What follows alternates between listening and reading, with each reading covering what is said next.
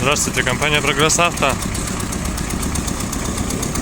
Завезли вот такой экскаватор, очень дешевый, полностью рабочий, но по косметике, я думаю, видно.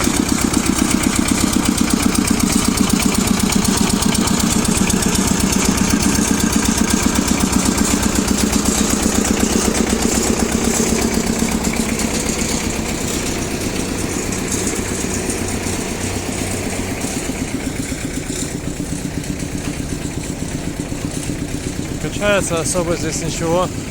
Не сказать, что пальцы разбитые, то есть здесь вроде как все даже более-менее целое. Наработка у него, конечно, не наша стандартная, то есть здесь наработки в районе 5000 часов.